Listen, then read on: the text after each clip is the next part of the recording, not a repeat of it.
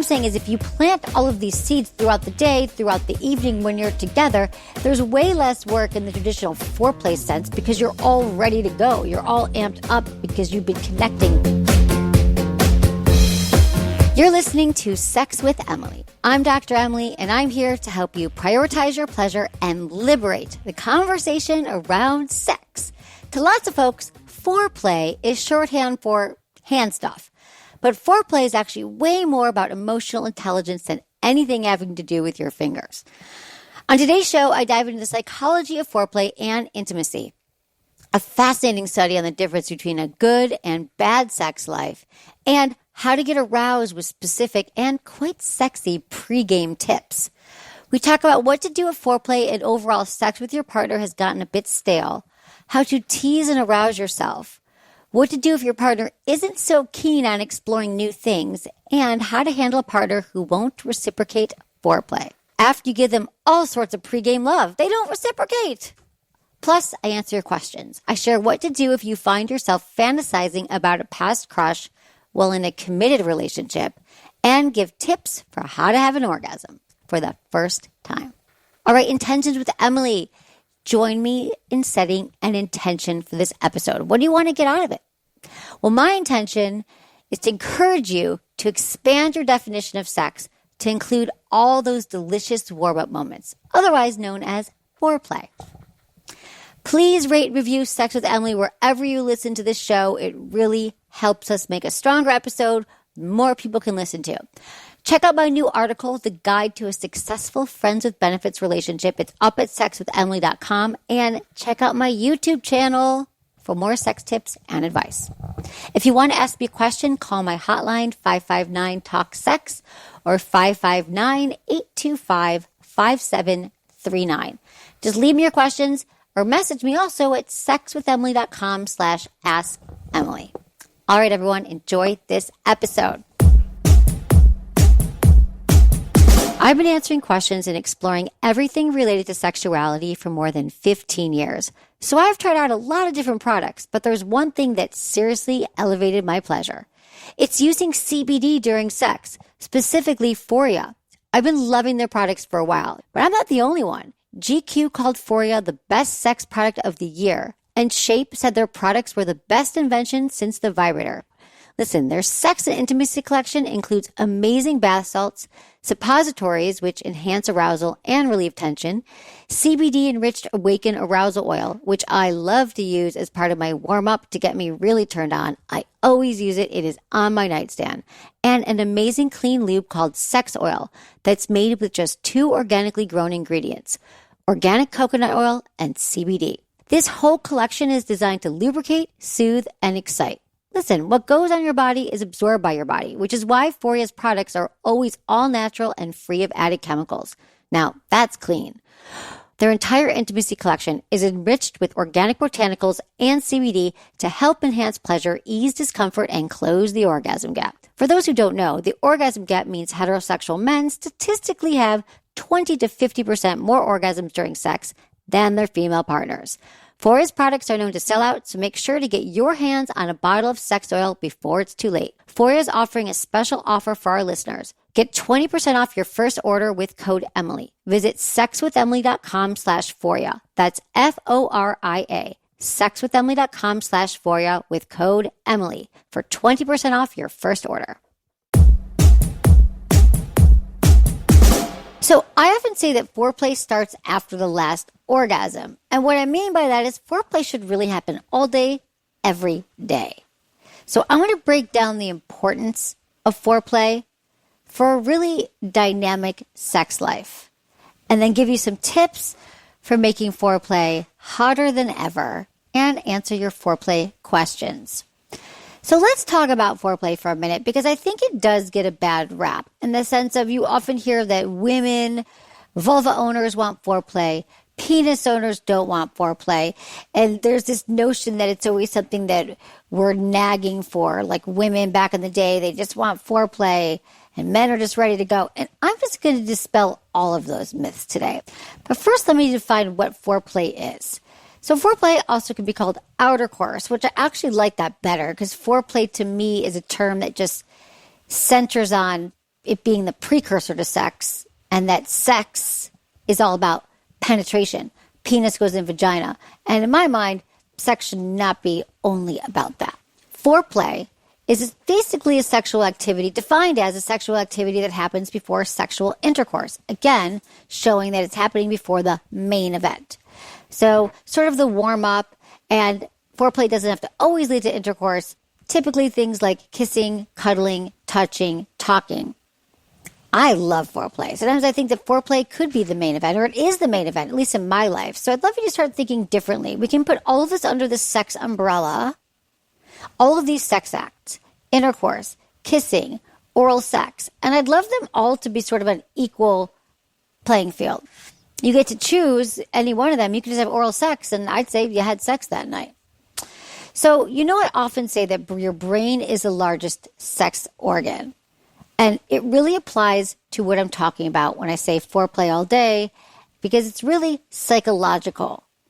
Because foreplay, what happens is our brains need to get on board for sex. So are we thinking about sex? You're connecting to your partner.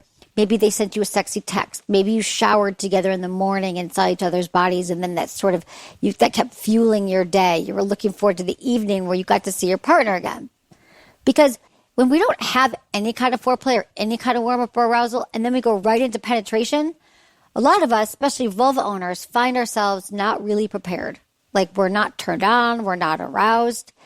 And what I really need you to understand is that if you have a penis and you get aroused, you get turned on, you're ready to go. You have an erection, you are warmed up, you're all primed, and you're like, I do not want to stop it. The train is in motion, and you have that animalistic urge, and you're ready to go. Now, if you happen to be with someone with a vulva, they don't get aroused in the same way. It doesn't mean they can't get aroused, and they won't get aroused, but it's not spontaneous. It's more responsive. It responds to things happening beforehand, hence foreplay. Not because anything's wrong with your penis. There's just a lot to understand the psychology and the arousal and desire process that differs between genders. And some of the benefits of foreplay is that, think of it this way, it's actually getting us aroused, getting us more turned on, more in the mood. So physiologically speaking, foreplay causes an increase in blood flow to your genitals. So this helps lubricate your vagina. You're getting aroused. That's where the wetness can come in. And it also allows you to feel more intimate with your partner. You have that emotional intimacy. And for many of us, we need all of those things to be in place. We need to talk about our day with you. We want to be touched in a way that will turn us on. We want to lower our stress. If there's a lot of stuff happening in the home that's making us anxious or worried or stressed, remember, stress is the biggest killer of our sex drive, and it doesn't do very well for our desire and our arousal. So that's why kissing is great, because when we kiss, that triggers a release of oxytocin and dopamine and serotonin. It lowers the cortisol, which is responsible for stress, and increases our feelings of affection and bonding and euphoria. And it increases our ability to get aroused. We require, especially a lot of vulva owners, require foreplay to be in the mood for any kind of sex.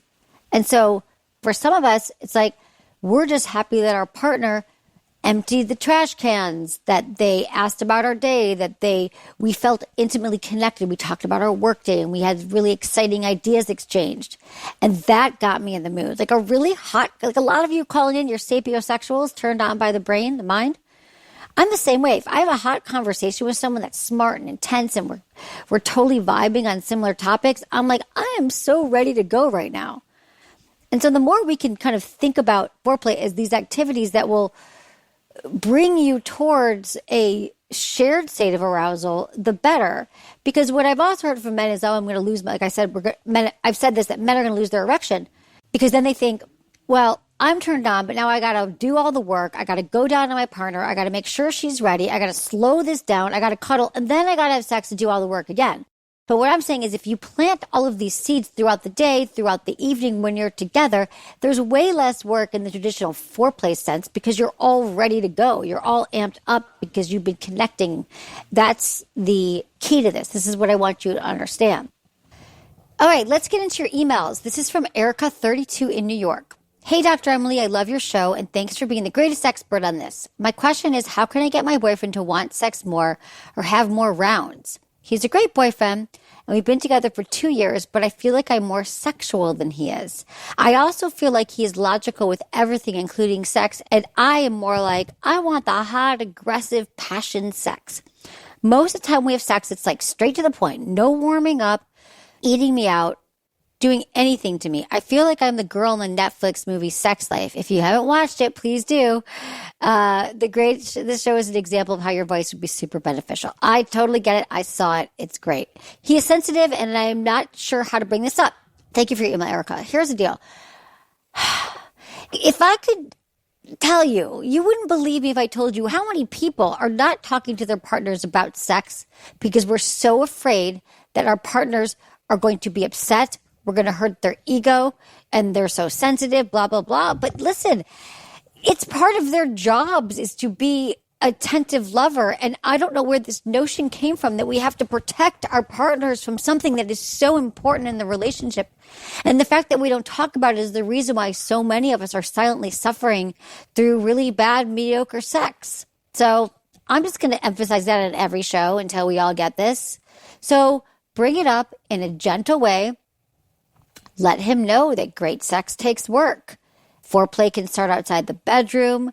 He needs to understand what great sex looks like to you. Many partners don't even know what's on the table sexually. Maybe that's the way he's always had sex. He always went right to penetration. He just doesn't know. And probably every other woman before you also didn't want to bruise his ego and didn't know how to say it. So we just remain mute. We remain mute and we walk around suffering and biting our tongues and not saying anything because of these sensitive partners. But I think he just doesn't know. I'm going to give him the benefit of the doubt and say he doesn't even know. So you get to say, hey, I want to tell you some things I've been learning and some things I know about myself. Foreplay can start outside the bedroom.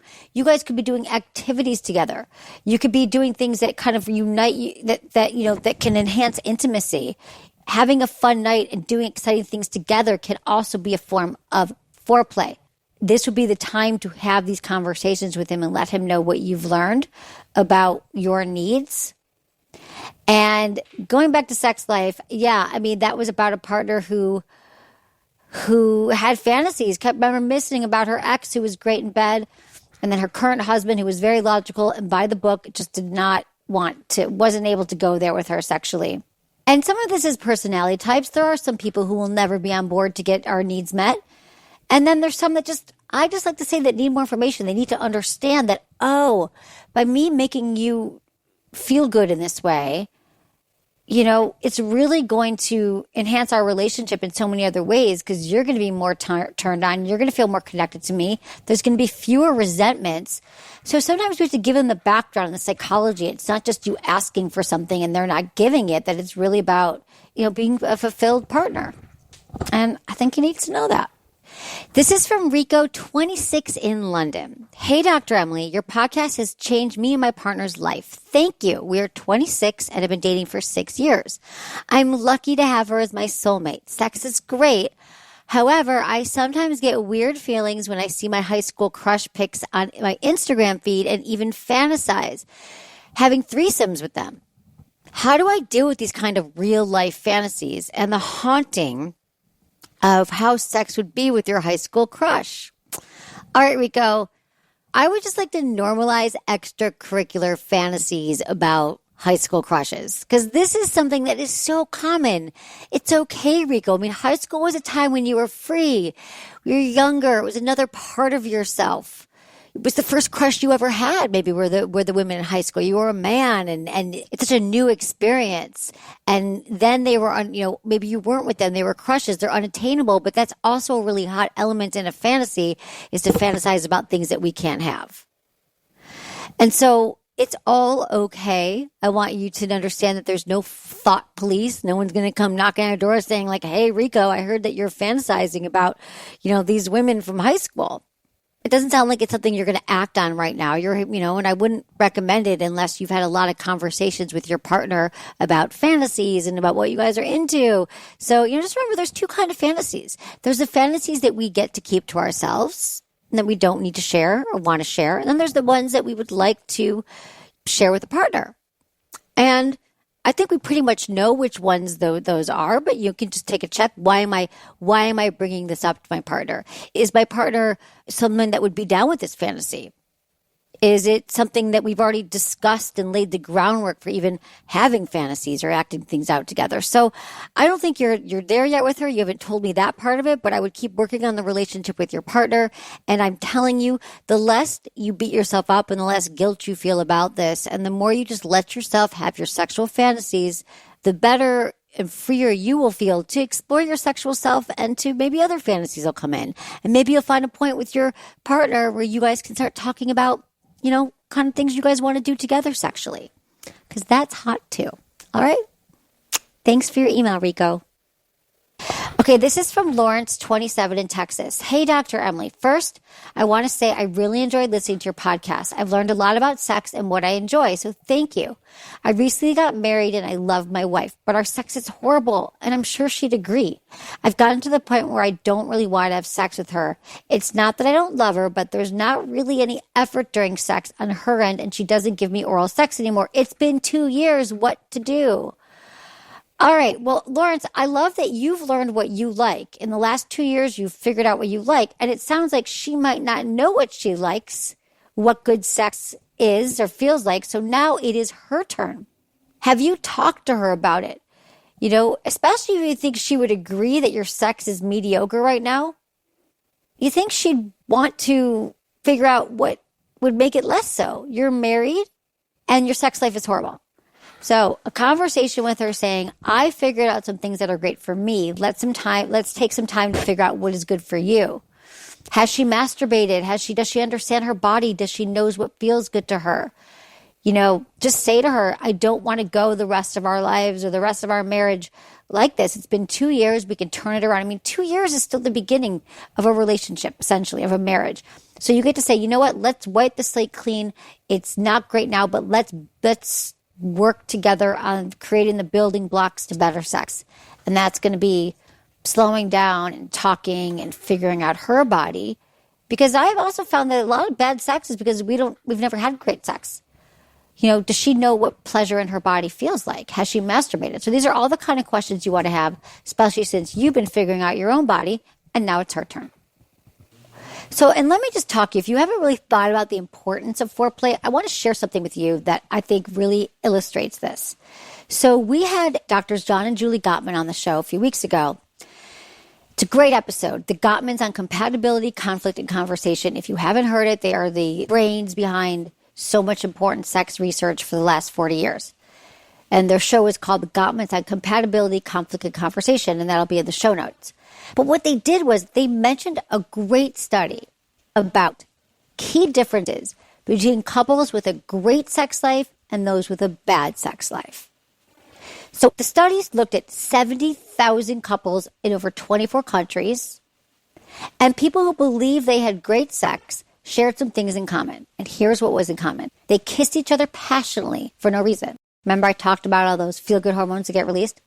They say, I love you every single day, and they mean it. They give surprise romantic gifts. They know what turns their partners on and off erotically. They're physically affectionate, even in public, and they keep playing and having fun together. They cuddle. They make sex a priority, not an item on a long to-do list. And I want to go back to playing and having fun together. Some of this foreplay all day could be you and your partner went off and shared some experience together. You went to the farmer's market. Maybe that excites you, picking out fresh fruits. Maybe you went to the gym together. I mean, couples that do things together tend to be more connected and tend to have an easier time connecting, at least sexually. So those are all the couples that they say, I love you every day. I mean, they stay good friends. They talk comfortably about their sex life. They have weekly dates. Can't drive this home enough how important it is for couples to have a non-negotiable weekly sex date. They take romantic vacations. So, what do you think the couples with a bad sex life? And they all shared similarities in their answers. Ready? Spend very little time together. They become job-centered. They talk mostly about their huge to-do lists. They make everything else a priority. other than their relationship. They drift apart, they lead parallel lives, and they do not communicate in a healthy way. So what I'm saying about this study is intentional time with your partner makes a difference between good sex and bad sex, and a good relationship and a bad relationship. And those moments of kissing and touching and slowing down, new experiences, new sensations, they don't have to be sexual or physical. They could be verbal connections. It could be spontaneous gifts.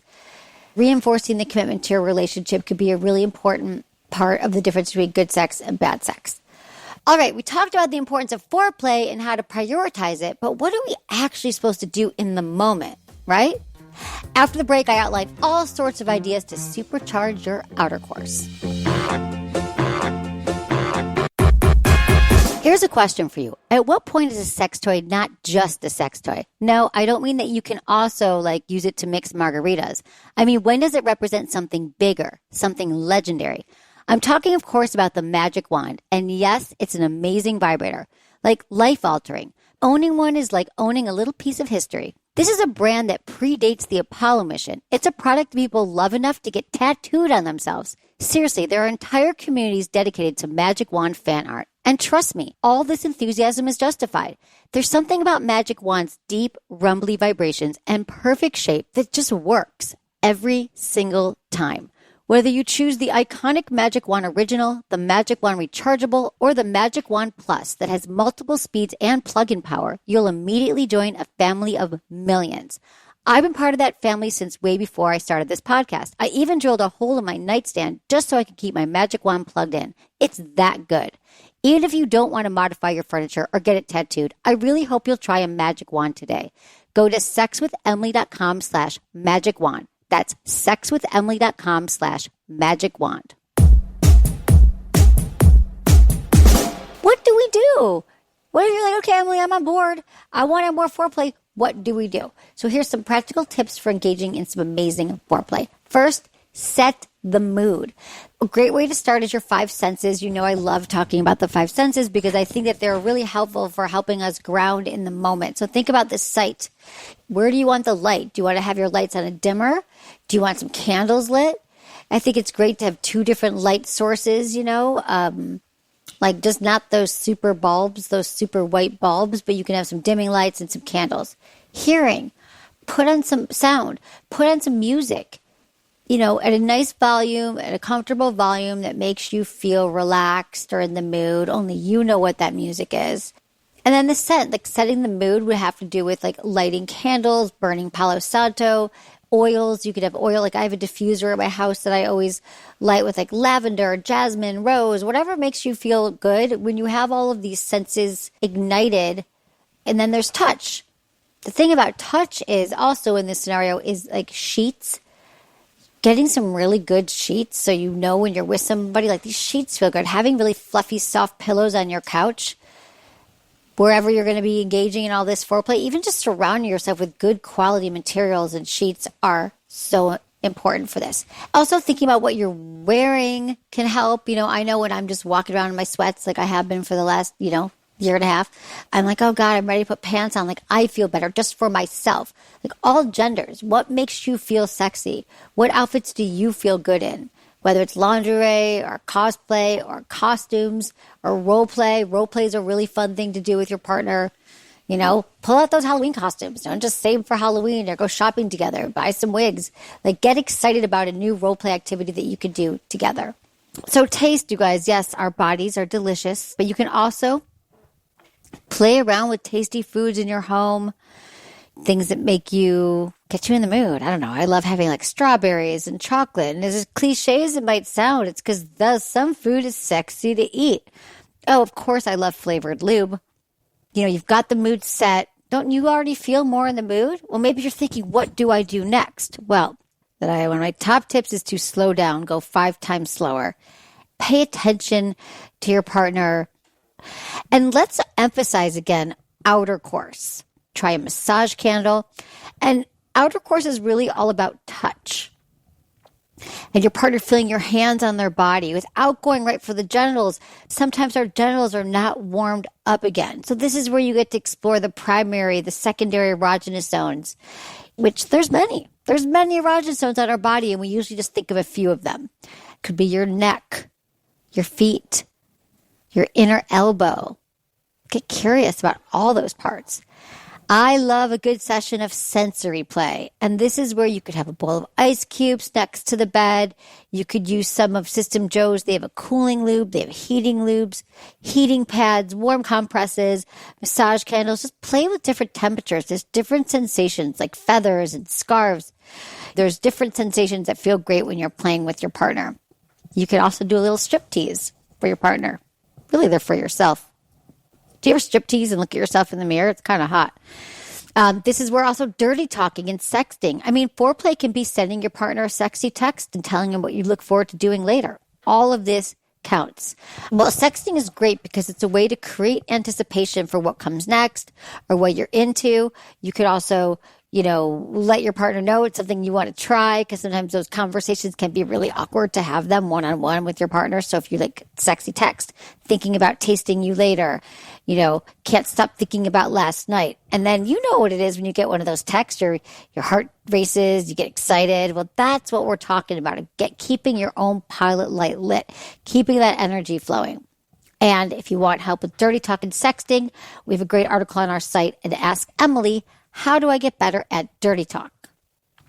We also have a podcast, Talk Dirty to Me with Joanna Angel. Role playing is a really fun way to spice it up. I mean, really just wearing a wig or playing sexy strangers and going to a bar with different names. All that stuff is just like one thing different that you could do to play together and continue to connect outside the bedroom.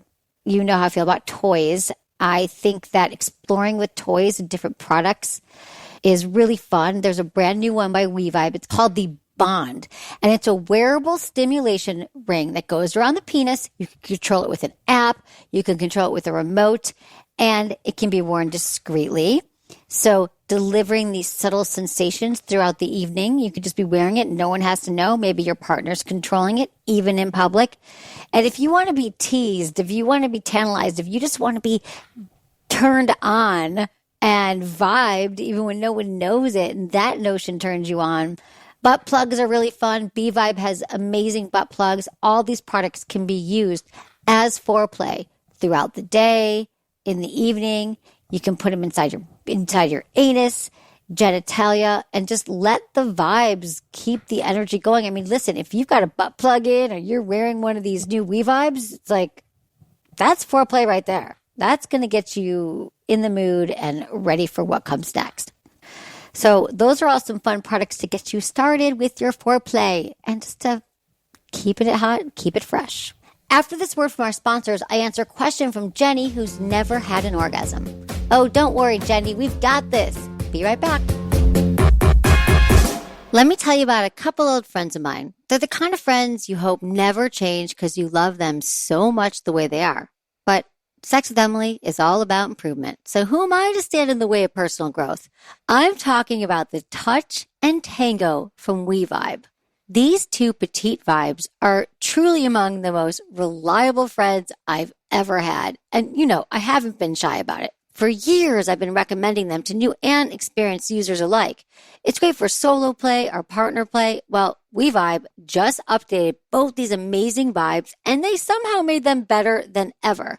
Get this, the all-new Touch X is a small contoured lay-on vibrator that's been reshaped and feels better than ever.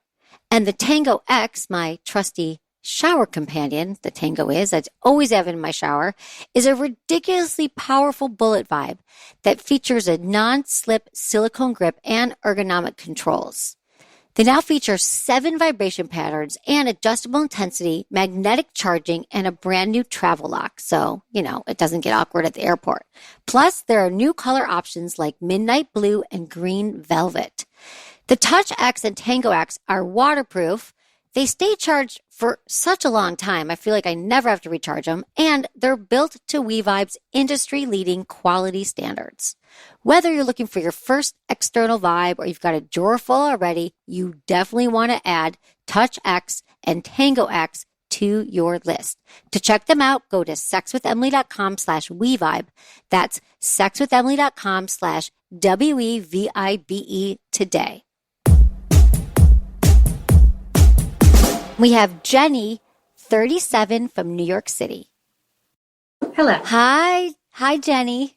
Hi. How are you? Thanks for calling in. Are you kidding? Thank you. You're so welcome. How can I help you? I don't think I've ever had an orgasm. Okay. Like, it's the same thing kind of always happens, like with a partner or with myself. It's like I get there, I get to the point where I'm like, here it is. This is it. It's happening. And then there's no final button. There's no involuntary release. That's what it's supposed to be, right? Mm-hmm. Some kind of explosion. Yeah, I don't have. Okay. Tell me about your masturbation routine. Infrequent and inconsistent. Well, masturbation is a practice, and the way you're going to have your first orgasm, and you're going to know you have an orgasm, is if you spend time developing that relationship with yourself. That's really how we become the greatest lovers to everybody, to our partners and to ourselves, is to just say, you know, I had my best friend in college. She decided that she was going to, it was our junior year, and she had an internship, and she said, I'm going to go away for a month, and I'm going to spend every day for 30 days masturbating. She never had an orgasm. And I'm going to try every day to masturbate. And it didn't happen the first week, didn't happen the second week, but by the third week, she finally had an orgasm. She finally figured out her body. It took her every night for 3 weeks, 4 weeks. It's a practice. I had never heard of masturbation or orgasm until I was 25. And then I was pissed that no one told me, right? Same. But like, it won't happen without you committing to it. And then you will know. So what's the, How do you know when it's an actual physical anatomical problem and when it's like an emotional mental block? They're all related. And that's the thing about orgasms too. Like, what's a quick fix? Like, I could tell you get a toy, but if you're on certain medications, if you have a lot of stress and you hold your body really tight, if you grew up in an environment where there was a lot of shame around sex, you were told it wasn't okay to be sexual, that if you masturbate, you'll go to hell. Someone shamed you in high school once. You know, it's all of these things that factor into it. So is there a world in which there's an actual physical problem and it's an anatomical problem that's not overcomable? Is that an actual thing? Because I've listened to a podcast that said it was like 10% of women. No, I'm telling you, I've never met somebody. I think that most women are pre-orgasmic, but they're not unable to orgasm.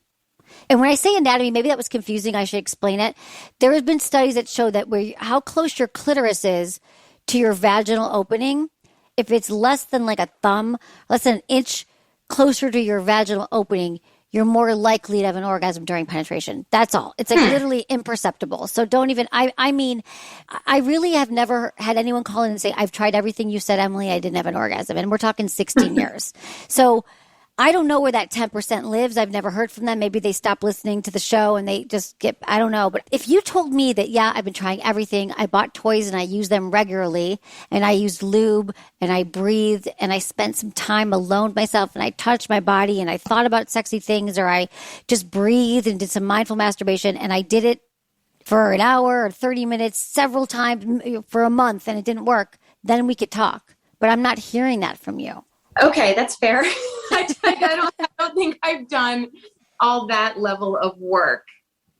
But like, how do you get over that hump of how do you get to, because for me, it's like I get to that point, I'm like, this is it. It's happening. This has got to be it. And then there's no explosion. It more kind of dissipates. Tell me about this hump. Is it when you're with a partner or by yourself masturbating? Both. Well, okay. So for example, the other day I was, having sex with my boyfriend, who I love having sex with. And I got to the point I was like, oh my God, don't stop. And then instead of an involuntary release, it was more like this can't go anywhere else. I needed to stop. And so it's sort of Was that something from your brain or your body? Did your body start to say, this is all I could go? Wait, did you have pain? I wouldn't call it pain. No, it's not pain. Okay. But it does get a little, there is a little discomfort. It's more like, unless this releases, it's uncomfortable. Okay. and the release happened. So I'm like, let's turn this off.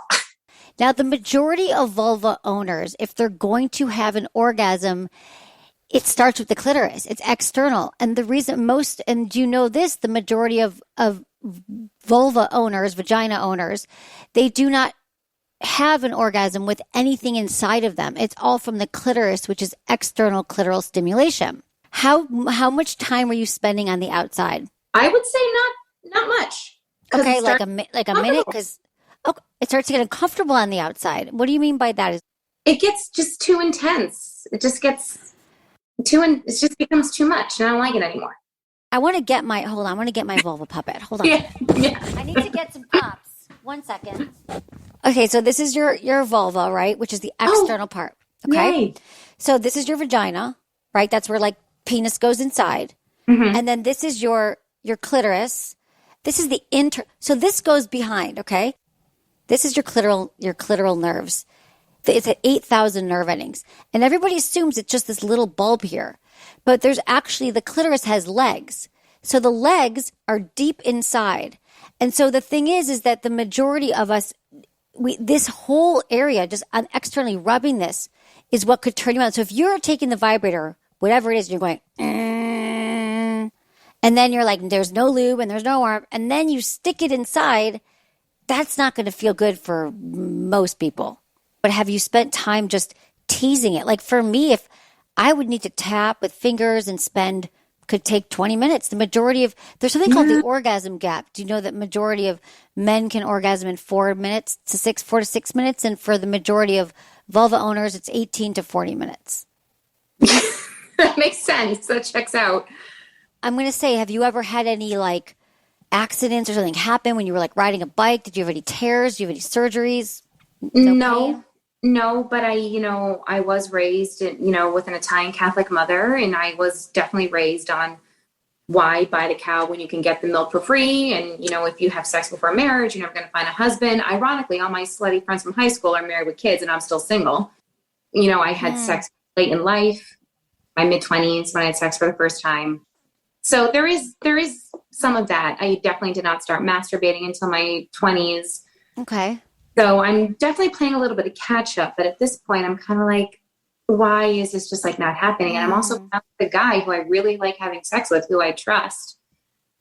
And it just seems like it should just be happening naturally, and it's not. So it doesn't happen naturally. It doesn't happen to me now. I have to think. I have to have things working. I need the lube. I need I need to be someone I trust and they like, and everything's cleaned up in my house, and the sheets are like. I feel like you are so focused on how it should be. Right. Honestly, I don't orgasm. I won't orgasm every time. I mean, if I grab my vibrator, I know that I will. But this takes practice. So I think that. Maybe for what I'm hearing is it's kind of a combination of growing up in a home where it wasn't okay.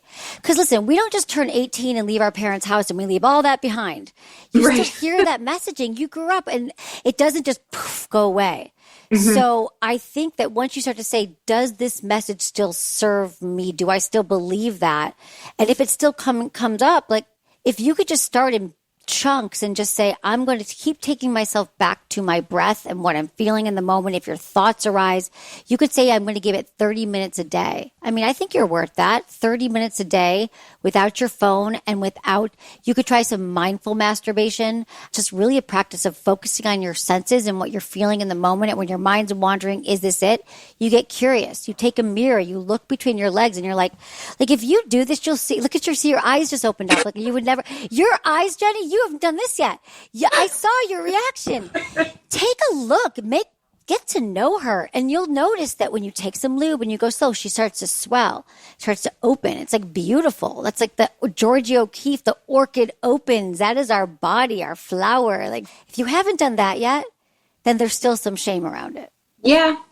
I'm asking you to commit to me that you'll try this. And I know saying every day is hard, but what if it's 3 days a week? And you're just going to do, all you're going to do is you're going to take a look, some lube, you're going to breathe, and you're going to just go slow. Practice with different fingers, with different motions around your clitoris, the vibrator, breathe. You could think about things that have happened that have turned you on in the past. Read erotica, watch Bellessa, female-friendly porn. You can check out some for free. Porn that speaks to you, might make you feel like you're not in your head worrying, is this the orgasm? You'll get caught up in the fantasy and the romance of it. Have you ever tried that? I have not. Okay. I would check out Balesa, and then we do have a mindful masturbation side on our site, 6 tips for mastering the game-changing technique of mindful masturbation. So I think just kind of reframing this, I do not believe that you are going to be unable to have an orgasm. I will not buy that. That sounds terrible. I know. What a life is that going to be? I would never have had one if I didn't get this job to figure out, like, make it my life's work so I can help people like you. There's a lot of people in the same boat as you.